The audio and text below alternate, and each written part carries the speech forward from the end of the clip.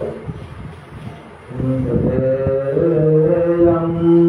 सदा परिभवग्नमभीष्टदोहम् तीर्थास्पदं शिवगिरञ्जनतं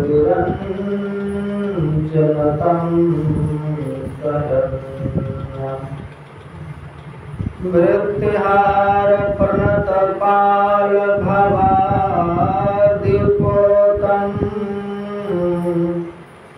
वन्दे महापुरुष ते चरणारविन्दम् आदि गुरुदेव अनादि गुरुदेव अनंत गुरुदेव अखिल गुरुदेव शरण गुरुदेव शरण गुरुदेव श्री गुरु महाराज चरणारविंद नमो नमस्ते। बोलिए सद्गुरुदेव भगवान की जय। गुरुदेव भगवान की जय। गुरुदेव भगवान की जय। अखिल विश्व ब्रह्मांड नायक परम पिता परमात्मा सद्गुरुदेव के चरणों में कोटि नमन। आसन पर विराजमान पूज्य गुरुदेव महर्षि साई स्वामी महाराज, मंचस्थ महात्मागण, उपस्थित धर्म प्रेमी सज्जनों, भक्तिमती माताओं एवं आदरणीय ब्राह्मण, विश्व दशहरा के पावन दिवस में आज तृतीय दिवस है और आज जिस दुर्गा की जिस माता की पूजा है उसका नाम है चंद्रघंटा, जिसके सिर पर अर्धचंद्र बना हुआ है और वह घंटे की आकार है। 9 दिन में 9 माताओं की पूजा है।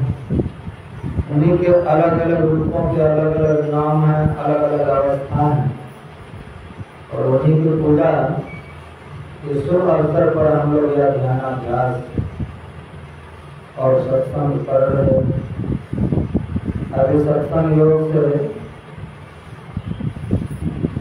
कठोर उपनिषद जो यमराज और नचिकेता के संवाद हैं उनको हम लोग श्रवण कर रहे हैं। यह कठ नाम के ऋषि ने इस उपनिषद को लिखा, जिसमें प्रसंग है वाजश्रवा नाम के एक ऋषि था।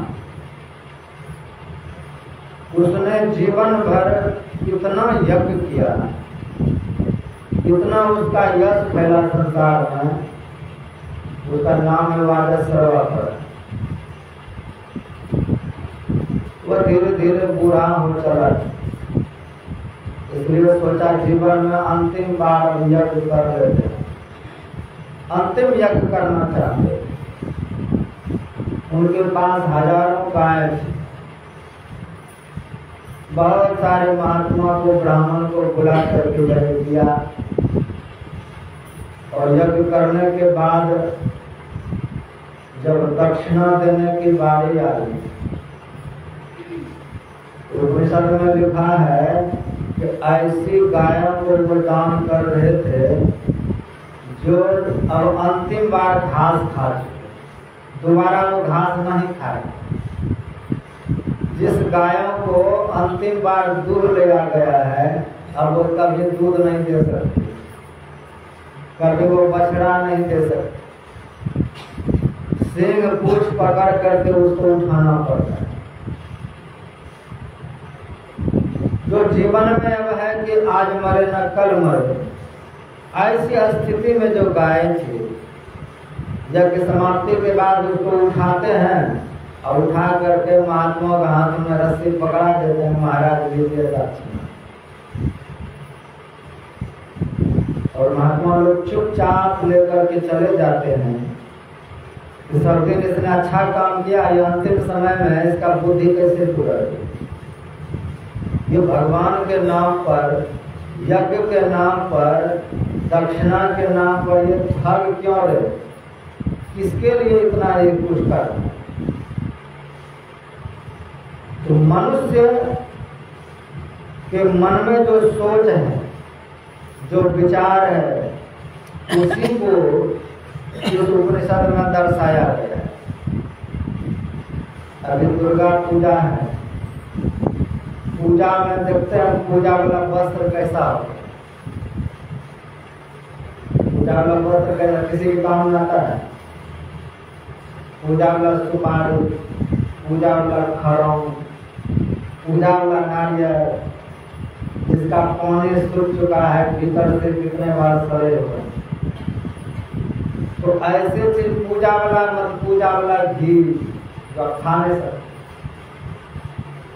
जो चर्बी मिला हुआ है, क्या मिला हुआ है? जगन्नाथ जी में पूरा हो हल्ला हुआ चर्बी वाला घी। जितना पशु मर रहा है सब पे चर्बी का घी बन जाता है, उसको खा नहीं सकता। घी बात क्यों नहीं खाया जाएगा? लेकिन पूजा वाला घी आप नहीं खा सकते, भ्रष्ट है चीज। क्योंकि तुम्हें जो लाखों लाख पशु मर रहे हैं सब का वही बनता है। इनको को भ्रष्ट करने के लिए कम उपाय कर रहा है, बहुत तरह।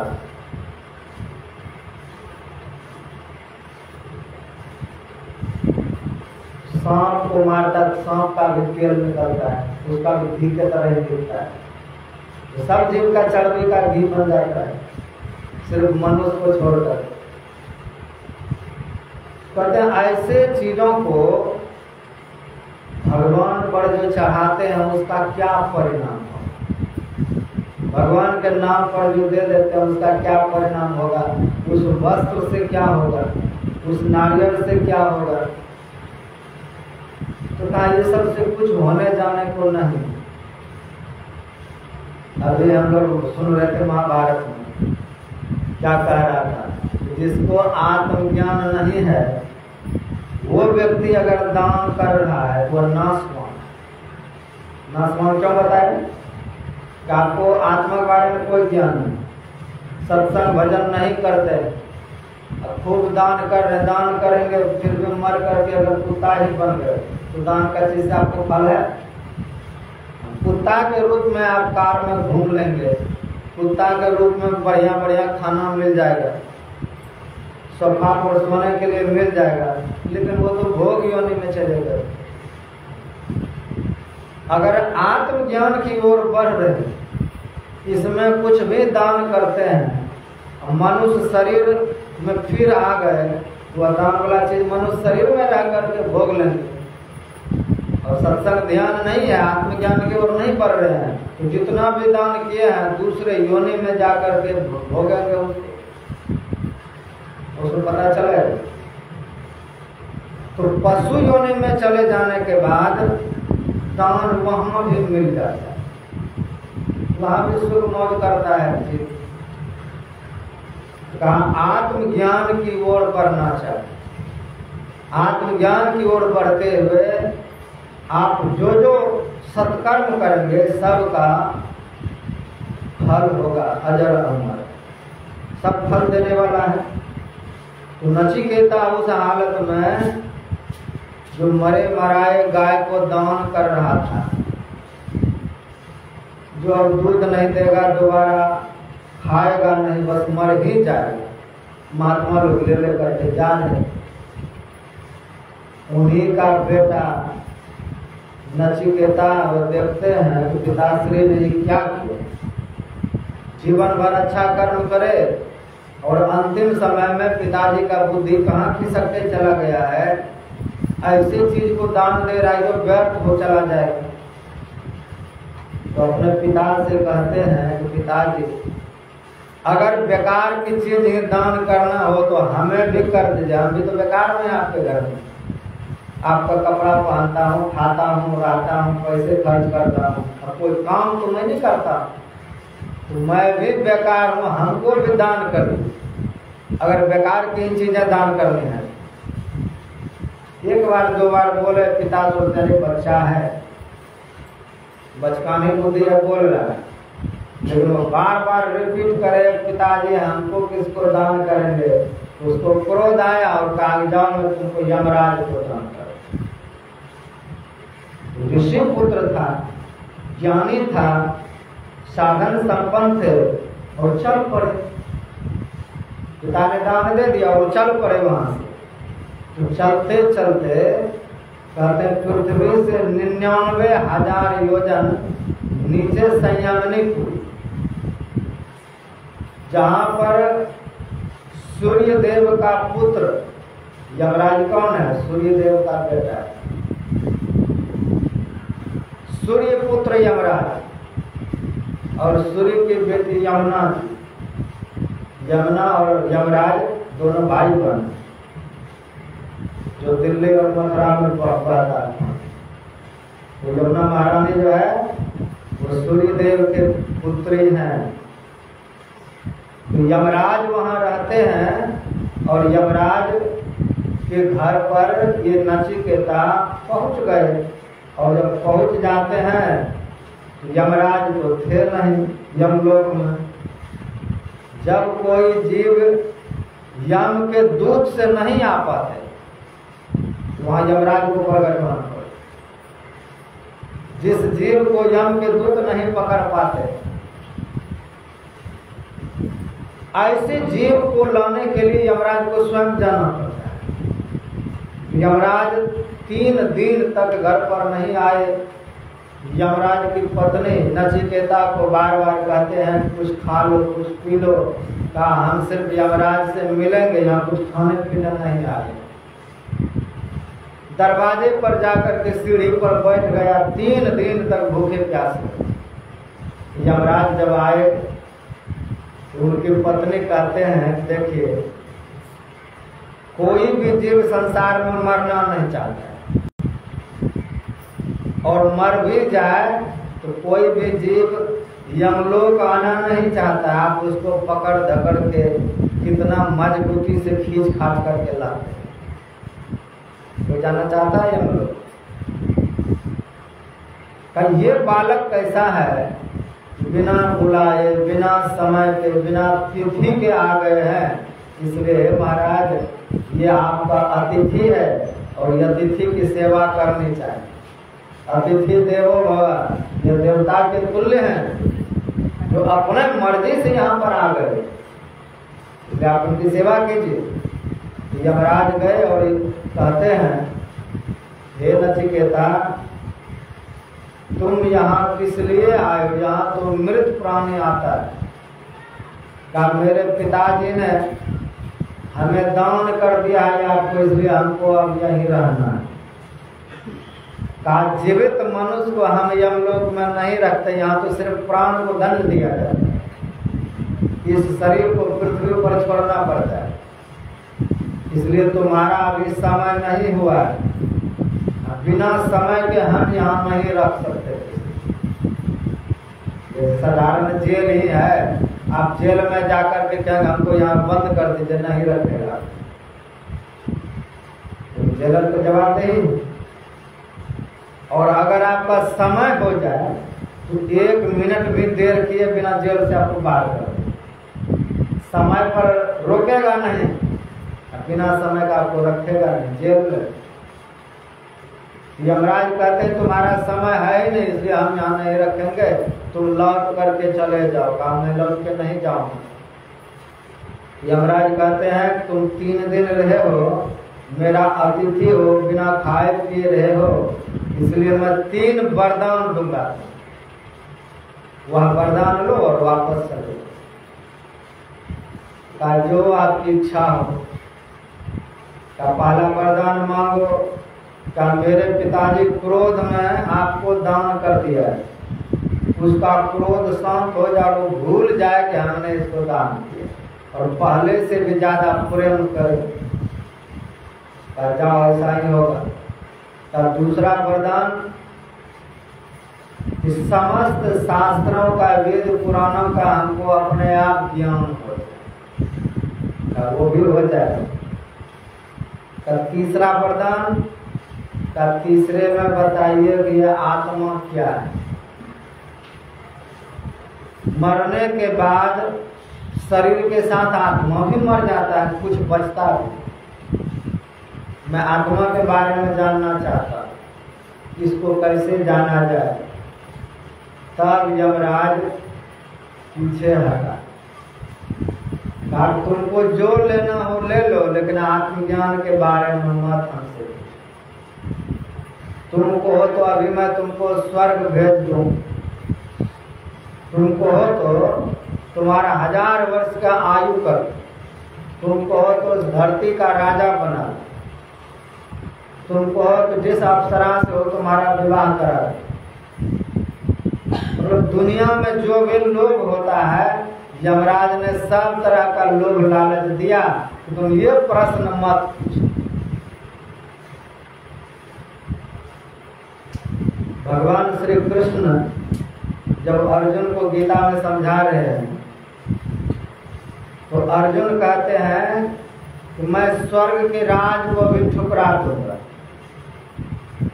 हम भीख मांग के खा लेंगे, लेकिन हम युद्ध नहीं करेंगे। इतना बड़ा इसमें त्याग है कि हम स्वर्ग में भी नहीं जाएंगे, युद्ध करके हम स्वर्ग नहीं जाना चाहते, हम इन सबको नहीं मारेंगे। भगवान श्री कृष्ण ने देखा है इतना बड़ा इसमें त्याग है, तब इसको ज्ञान देना चाहिए। तब गीता का ज्ञान दिया, त्याग। जब नचिकेता को एक से एक प्रलोभन दिया, 1000 वर्ष की आयु दे देता हूँ, तुम जाओ पृथ्वी पर हजारों वर्ष तक जी करके राज करना, तो नचिकेता कहते महाराज 1000 वर्ष तो हम अवश्य जी लेंगे, लेकिन 1000 वर्ष के बाद भी तो हमको मरना है, हम मरेंगे तो आप लेने के लिए आएंगे। मैं नहीं चाहता हूँ दोबारा आपसे मेरा मुलाकात, दोबारा यम के घर में ना आऊं, यम के दूत से ना मिलूं, यमराज से मेरा कोई परिचय ना हो। मैं पहले आत्मज्ञान प्राप्त करना चाहता हूं। हमको आत्मा के बारे में बताइए। सारा प्रलोभन जब छोड़ दिया, किसी भी लोभ में जब नहीं फंसे, ऐसे निर्लोभी के लिए आत्मज्ञान, तब जाकर के यमराज, क्योंकि यमराज है साधारण नहीं है, वो उसको यम को सब ज्ञान, वो महान भागवत है, विष्णु पितामह है, परशुराम, राजा जनक, उनके लाइन में है वो यमराज। सुखदेव जी महाराज, व्यासदेव जी महाराज, उनके कैटेगरी के वो संत हैं, लेकिन उसको वो कर्म दिया गया। और अरबों जीव है संसार में, मर रहा है, किसको कब मरना है, किस समय मरना है, उसको सब टाइम का पता है। अब किसका घर कहाँ पर है बताइए। अगर अभी किसी को कहीं जाना हो तो मोबाइल में लोकेशन फिट करके उसके घर पे चला जाता है, लेकिन यमराज कौन सा लोकेशन लगाते बताइए। अपने लोक में है, किस घर में किसको मरना है उनके दूत को वो पता है। उस गली में, उस मोहल्ला में, उस शहर में घुसेगा और उसके प्राण को निकाल कर वापस चल जाएगा। तो उसका यम का दूत भी महाज्ञानी, यमराज को ज्ञानी है, उनके दूत भी महाज्ञानी है, वैसे वैसे नहीं, उसको भी आपके कर्म के बारे में ज्ञान है, इसने कौन सा कर्म किया है बताइए। इतना बड़ा विश्व में 14 लोक में किस लोक के प्राणी का प्राण लेना है, और वहीं से बैठे बैठे देख करके सीधे ही आ जाता है। ये बिना दृष्टि खुले बिना होगा। इस पूरे ब्रह्मांड में किसका प्राण कहाँ से निकालना है, किस जीव का किस जगह से लेना है, वो सीधा वहां पर पहुंच जाता है। जब राक्षस लोग तपस्या करते तो ब्रह्मा जी ब्रह्मलोक से देख लेता था कहाँ पर तपस्या कर रहा है, सीधे वहीं पर लैंडिंग होता था उसका हंस वाहिनी का, सीधा वहीं पर जाते थे।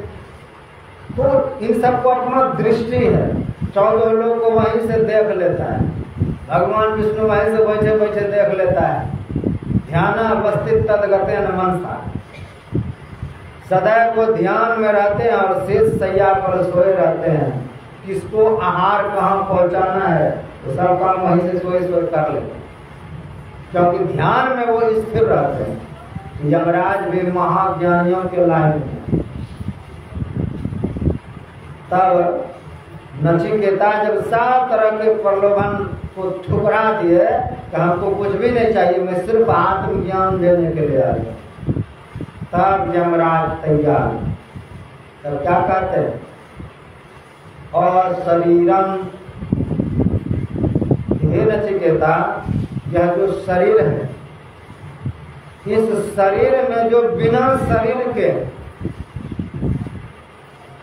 बिना शरीर का कौन, यह आत्मा।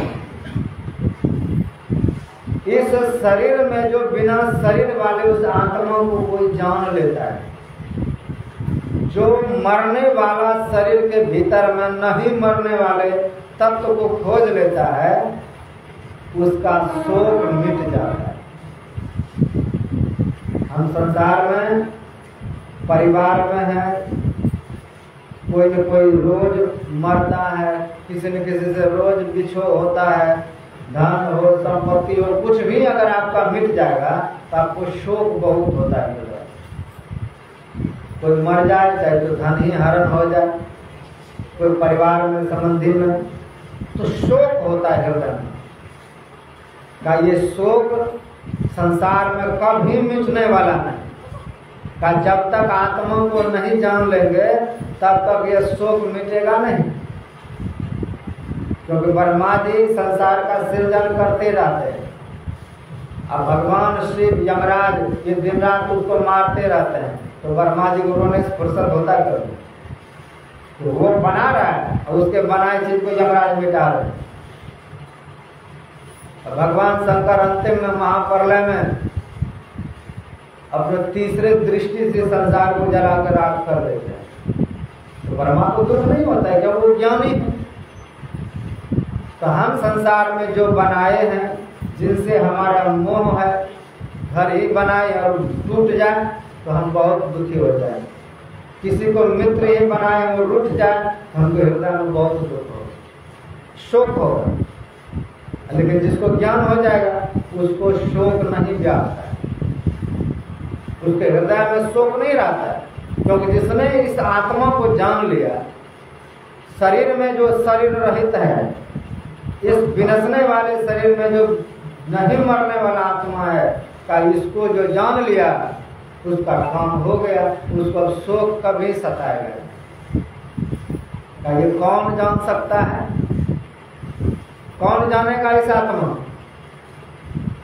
यमराज समझाते हैं, नाविरतो दुश्चरितान शांतो न समाहितः न शांत मानसो वापी प्रज्ञानेन मापुनुयात्। हे नचिकेता, नाविरतो दुश्चरितान, जिसका दुष्ट चरित्र, जो पाप कर्मों में सदैव लिप्त है, जिसकी इंद्रियां बेचैन है दिन रात विषय को भोगने के लिए, का वह इस आत्मा को नहीं जान सकता। क्या क्या करना पड़ेगा? आपको पहले पाप छोड़ना पड़ेगा, जिससे हमारी इंद्रियां चंचल हो, मन अशांत हो, चरित्र भ्रष्ट हो। का ऐसे लोगों के लिए आत्मज्ञान बिल्कुल नहीं। यमराज कहते हैं कि ये तमाम चीज जीवन से जब तक नहीं हटेगा आत्मा को नहीं जान सकते।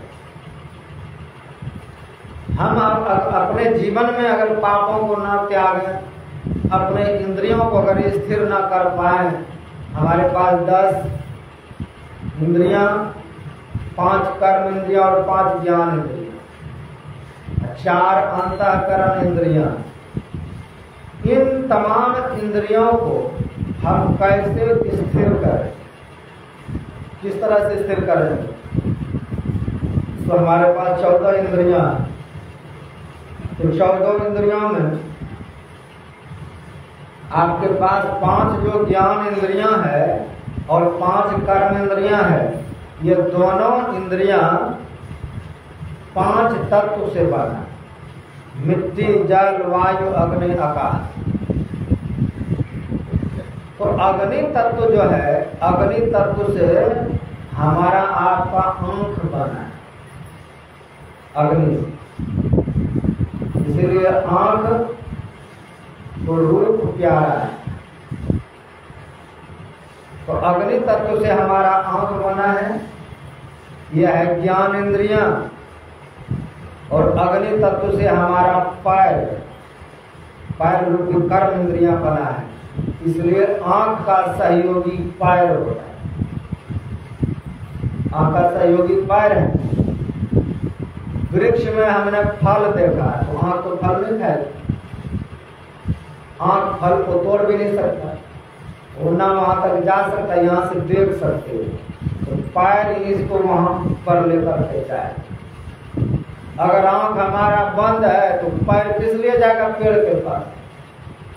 आंख ने देखा, जेब में पानी आ गया, मन की इच्छा पुरजोर हो गया कि हमको फल खाना ही है, तो पैर आपको ले गया, आंख ने तोड़ दिया, मुंह खा लिया।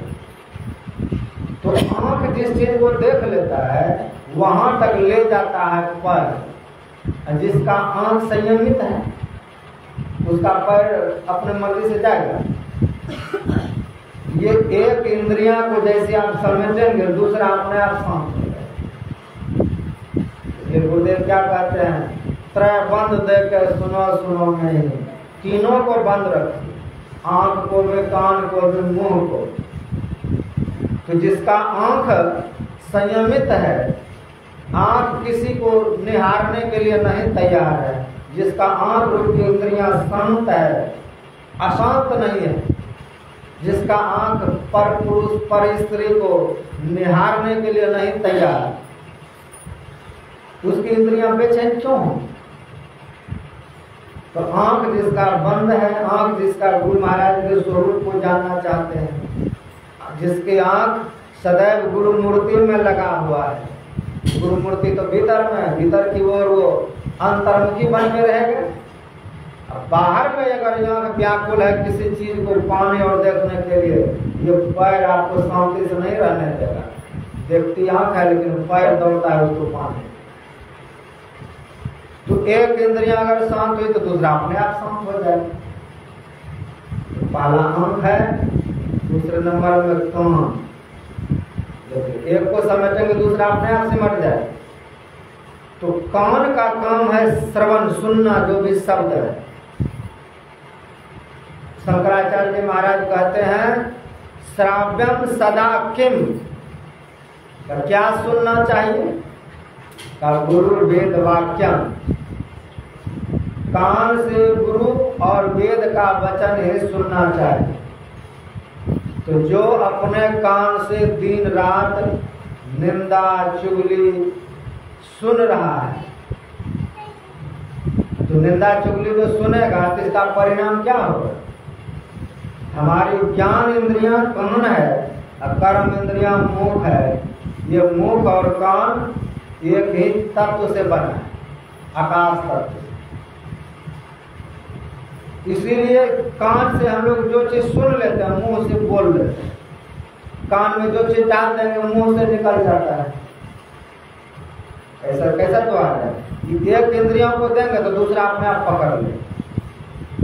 इसलिए जन्म से जो बहरा जन्म लेता है ना, वही गूंगा जन्म, क्योंकि जिसने कुछ सुना नहीं वो क्या बोले। इसलिए बोलने के लिए कान होना जरूरी है। जिसको कान नहीं है वो बोल ही नहीं सकता है। तो दोनों के एक ही इंद्रियां एक ही तत्व से बना हुआ है। इसलिए जो चाहते हैं कि हम मुंह से किसी का निंदा ना करें, वो कान से ना सुने। आंखें देखवा काने सुनवा मुक्ते कछुन का हम कान से ऐसे शब्द को सुने जो अच्छा हो, जो प्रिय हो, जो आनंद देने वाला हो। और किसी के निंदा सुनेंगे बिना बोले आपको रहा ही नहीं जाएगा। तो कान से सुने हैं तो मुंह से निकलेगा। कान से अगर सांप घुस गया है तो मुंह रूपी से निकलेगा। इसलिए कान को संयमित रखें, कान को सत्संग दें, कान को गुरु वेद वाक्य दें, गुरु की वाणी दें इसको। तो एक जिसका रुक गया कान, उसका मुंह भी बंद रहे। छोटा सा बच्चा है, उसको मुसलमान के घर में दे आइए, वो उर्दू बोलने लगे। पंजाबी के घर में दे आइए, पंजाबी बोलेगा। अंग्रेज के घर में रख दीजिए, अंग्रेजी बोलेगा। अब बकरी के संग में रख दीजिए, बकरी की तरफ बोलने लगे। तो जो सुनेगा वही बोलेगा, सुन करके सीखता है। तो कान है तो मुंह है। कान जिसका खराब है, कान जिसका तड़प रहा है दूसरे का निंदा सुनने के लिए, उसका मुंह भी उतना ही तड़पेगा दूसरे की निंदा करने। जिसने एक को रोक दिया दूसरा अपने आप को रोक गया। ये सिस्टम है अपने इंद्रियों को जीतने का। आंख जीत लिया, पैर जीत लेंगे। कान जीत लिए तो मुंह जीत लेंगे। अब मुंह के भीतर में है जी। जी का काम क्या है? रस लेना। तो कैसा कैसा रस लेता है? कोई तमोगुणी रस लेता है। मछली मुर्गा मांस खा रहा है, पशु खा रहे हैं। अब जब पशु खा रहे हैं तो पशु के तरह उनकी इंद्रियां हो। इंद्रियां का मतलब एक जी से, जी का नाम रसना, ये समस्त रसों को ग्रहण करती है। अगर इसको तमोगुणी देंगे, शरीर में दो इंद्रियां हैं ना, एक ज्ञान का एक कर्म। तो जी से हम रस लेते हैं और दूसरी जो इंद्रियां हैं उससे हम रस का त्याग करते हैं। मुंह से पानी पीते हैं, फिर उसको पेशाब करते हैं। इंद्रियां हैं अलग अलग दो।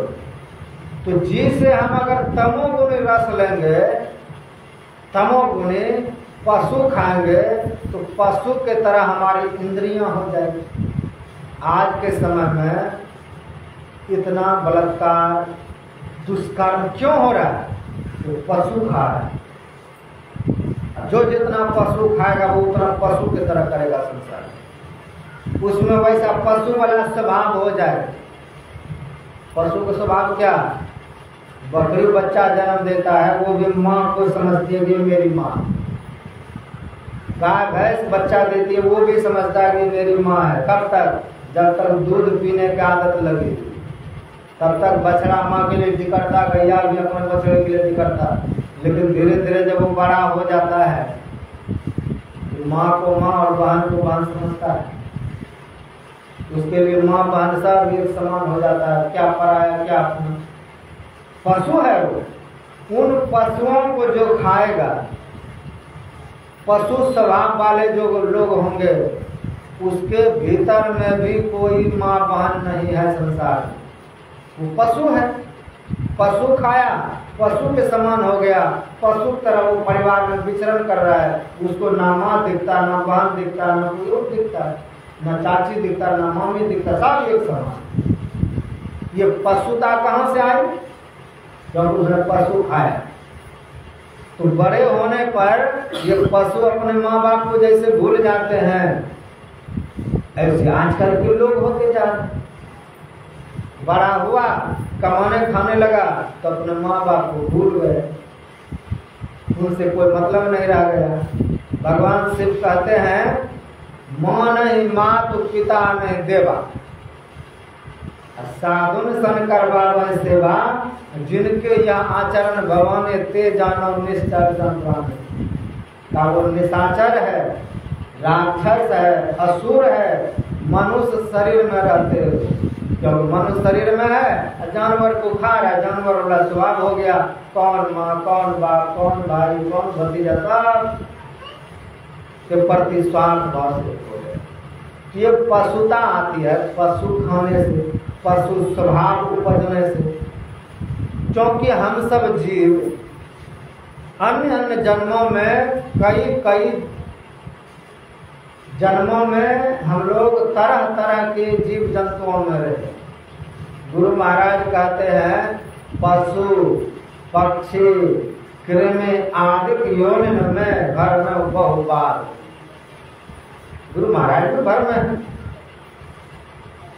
सब संत भर में है।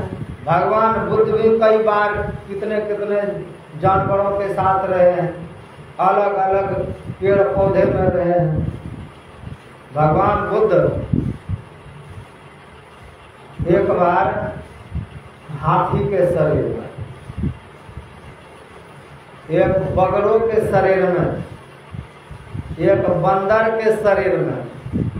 तो भगवान बुद्ध जब मनुष्य शरीर में आए, जब उसको ज्ञान हुआ तो अपने आनंद अपने शिष्यों को बैठा के कहते हैं, देखो हम लोग जो आज संग में हैं ये के जन्म से नहीं, हम लोग बहुत जन्मों से संग में हैं, तब आज हमको आत्मज्ञान हुआ है तो भी हम संग में हैं।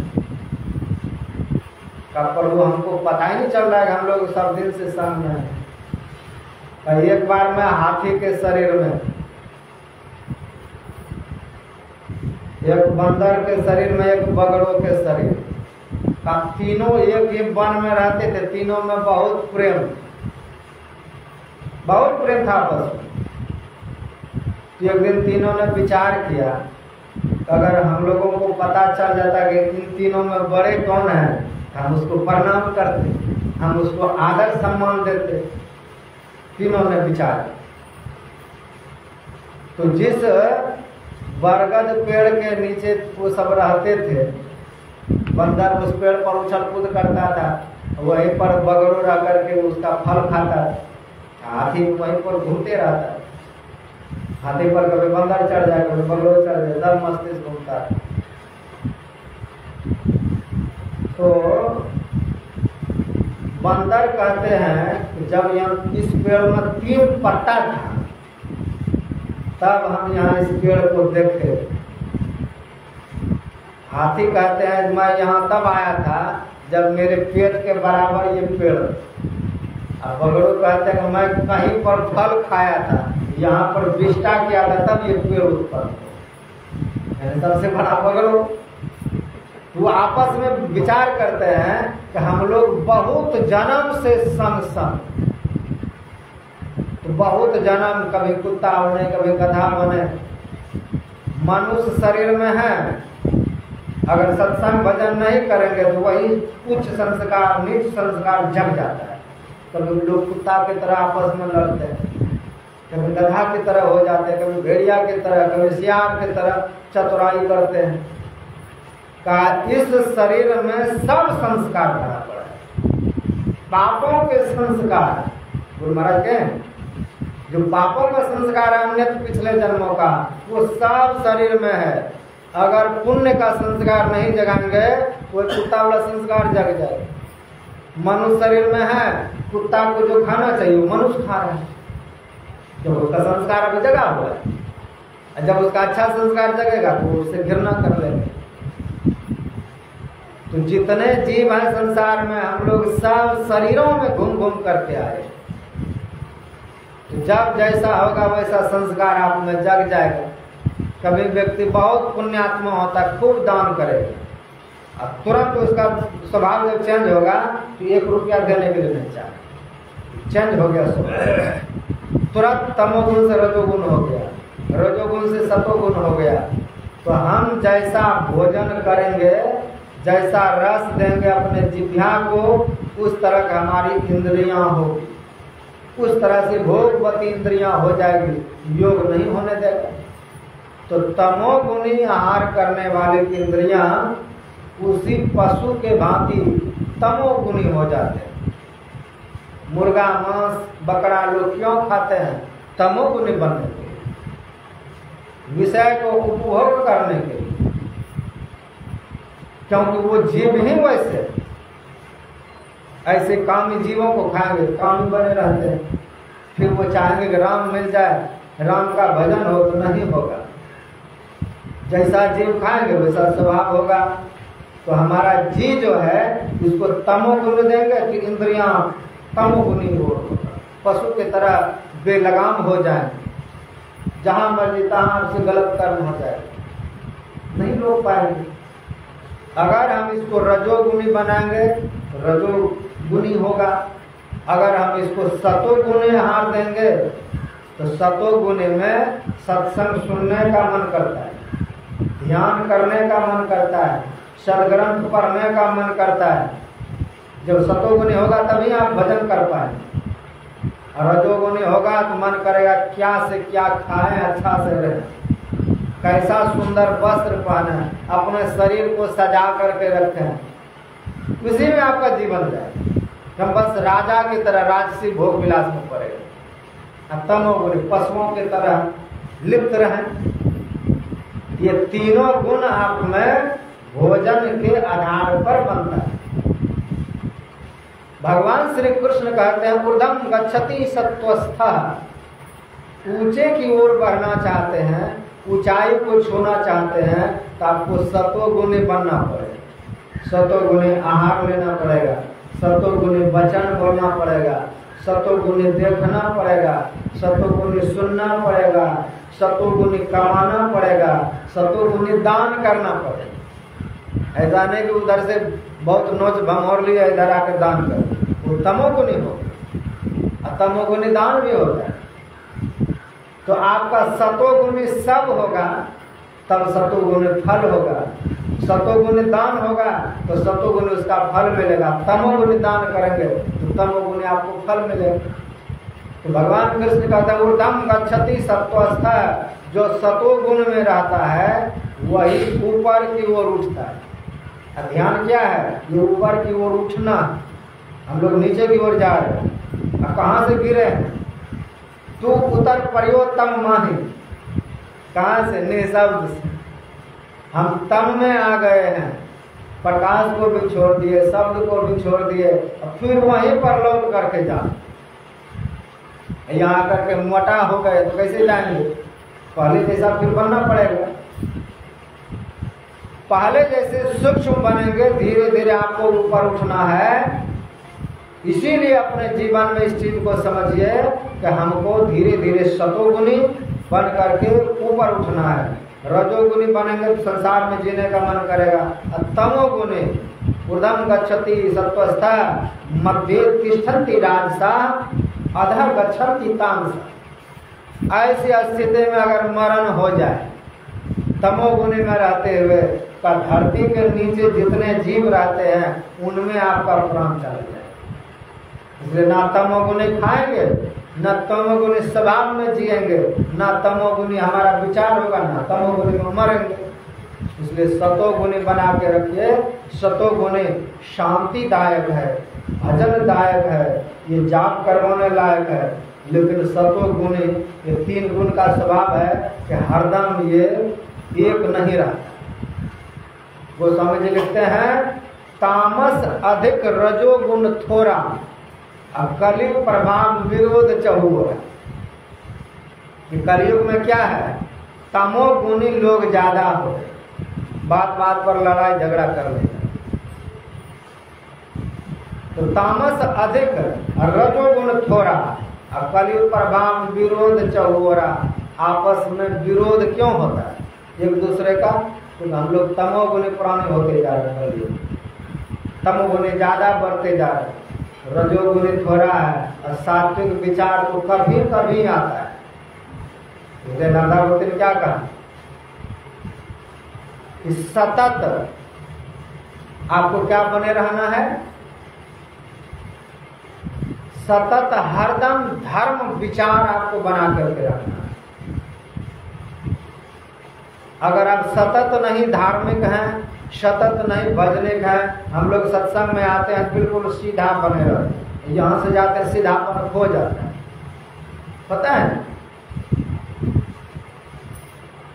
तो हमारा जीवन जो है सतत कहते हैं हम धर्म विचार को विचारते हैं, लेकिन सतत नहीं रह पाते हैं। सत्संग की बिल्कुल शांत है, यहाँ से गए तो फिर तमोगुणी सवार हो जाता, तो तमोगुणी सवार हो जाता, फिर वैसे हो जाते हैं। तो हम सतत धर्म पर टिके रहें, सतत धार्मिक बने रहें, ऐसा नहीं रहता है। फिर तमोगुनी आ जाएगा, फिर सत्वगुनी होगा, फिर रजोगुनी होगा। तो जैसा ज्यादा आहार होगा, जैसा आपका संगति होगा, वैसा वृत्ति आप में बना रहेगा। और सदैव भजन करना चाहते हैं तो भजन करने वाला दर्शन करें, सतोगुणी आहार करें, सतोगुणी शब्द सुने, सतोगुणी बोले, सतोगुणियों का संग करें, तब आपका भजन होगा। कि अपने जिह्वा को सतोगुणी बना के रखेंगे तो इंद्रियां आपका व्याकुल नहीं होगा, चंचल नहीं होगा विषय को भोगने के। ये है, एक को रोकिए दूसरा अपने आप ठहर जाता है। नाक है, त्वचा है, ये शरीर है, स्पर्श सुख लेता है। हाथ को रोक देंगे तो शरीर में क्यों सुख लेने के विचार जगे? तो हाथ से ही चमड़ी का सुख लिया जाए, हाथ स्पर्श सुख लेता है। तो एक को रोकेंगे दूसरा अपने आप शांत हो जाएगा। ये इंद्रियों की विजय का प्रबल ये उपाय बताया गया। हम एक को रोकें दूसरा अपने आप रोकने की जरूरत नहीं। हम स्विच ऑफ करें, पंखा अपने आप रुक जाए, कि हाथ से इसको रोकने के लिए दौड़े। हर एक इंद्रियों का अपना स्विच है, उसको जानिए और उसको वहां से ऑफ कर। एक ऑफ होगा अपने आप दूसरा ऑफ हो जाएगा। ये सिस्टम है। इस सिस्टम से हम यमराज नचिकेता को कहा कि तुम जाओ धरती पर और किसी आत्मज्ञानी महापुरुषों से दीक्षा लेकर के अपने बहिर्मुखी इंद्रियों से अपने मन को सूरत को उल्टा करके धीर पुरुष होकर के अंतर्मुखी होकर के ध्यान करो और ध्यान के माध्यम से अपनी आत्मा को जान करके शोक से निवृत्त हो जाओ। यही ब्रह्म ज्ञान। इसी ब्रह्म ज्ञान को जानना चाहिए, इसी आत्मज्ञान को जानना चाहिए। हालांकि ये ज्ञान सबको अच्छा सुनने में नहीं लगता है, लेकिन इसी से कल्याण हो। ये सब चीज ज्यादा सुना नहीं जाता, दिमाग दर्द करने लगता है। अच्छा कहानी हो, चुटकुला हो, मजाक हो, ऐसे लोग सुनते हैं। लेकिन ये जो ज्ञान है, सुबह का जो सत्संग है, ये आत्मज्ञान पर है, श्रेष्ठ ज्ञान है। इसको सिर में दुखे तो सुनना चाहिए, समझने का प्रयास करना चाहिए, क्योंकि यही आपके आत्मज्ञान देगा, यही इंद्रिय ज्ञान देगा, यही अपने स्वरूप की ओर ले जाएगा। इन तमाम चीजों को सुनना चाहिए। समय हो गया होगा, इसलिए वाणी को यहीं पर विराम। बोलिए सद्गुरुदेव भगवान की जय। ये घड़ी रखिएगा। श्री सद्गुरु महाराज की जय। समय निकल रहा है, 3 रोज आज निकल गया, 5 रोज बचा है। इसी तरह